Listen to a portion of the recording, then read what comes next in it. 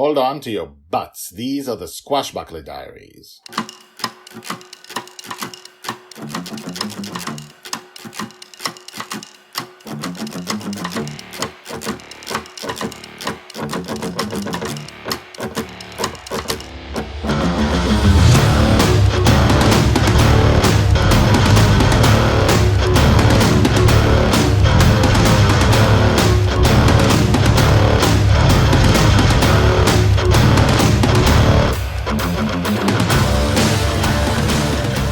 Welcome back. My name is Guy Hasson, and you are listening to episode 21 of the Squashbuckler Diaries, the diary of Joy Shelley's life in dream. And season 1 is ages 2 to 6. And we are going to see her grow up and become a heroine. And now we are sowing the seeds of what will happen next.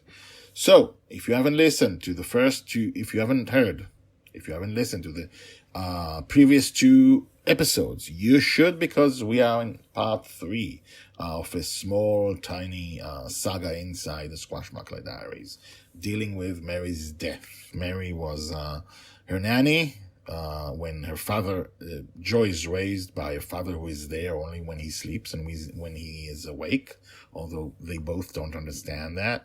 When he is awake, he's not there, just vanishes, and Mary was the one who took care of her when she was a baby.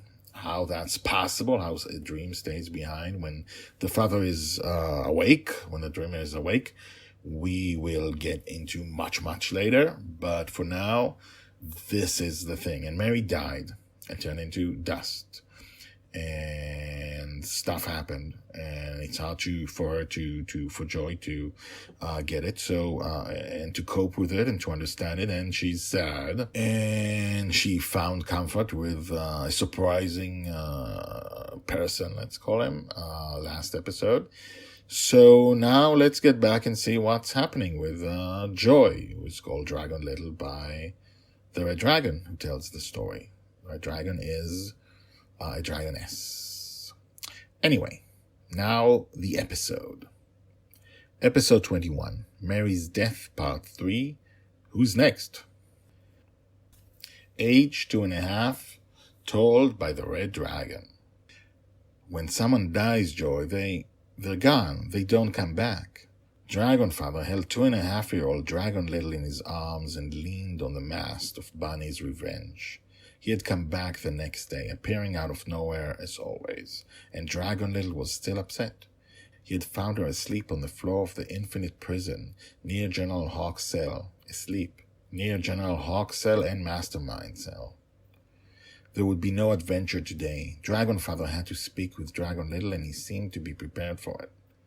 You know, Mary will always be here, he touched her heart, in our hearts, and here he tapped her temple. In our memories. You remember her, right? Dragon Little nodded. And me too. I will always remember her, and so will you. Dragon Little cried. I don't want her to die. Death is final. I'm sorry. It's final. You can't take it back. Dragon Little cried more, and Dragonfather's face saddened. You know, he said, some people believe that when a person dies, she's not gone, that she has a soul, and that she looks up at us from heaven and makes sure we're all right. Dragon Little looked up. She looks at us? Yes, I mean, some people believe that. I don't, but yes, she can look down at us, if you like, and take care of you, okay? Dragon Little nodded, her sobbing slowing down. Why did she die? Dragonfather winced. I assume he did not want to speak about the spear that pierced her body. He shrugged his shoulders. Everybody dies eventually, Joy. She looked at him with sharp eyes, then she cried again. I don't want you to die. Her crying was heart-wrenching, and Dragonfather almost cried as well when he said, No, I'm not going to die for a long, long, long time. I don't want you to die. No, I will not die. I will never die, Joy. She calmed down for a minute, then looked in his eyes again. Suddenly she cried again. I don't want to die. Joy, I don't want to die. Oh, Joy, Joy, Joy, he hugged her tightly. You will never die, Joy. You will never die. Told by the Red Dragon. And this is Guy here again, and I really don't know how to... I have nothing else to say on top of this, but, tune in next time, tomorrow, to see what happened next. And now, the credits.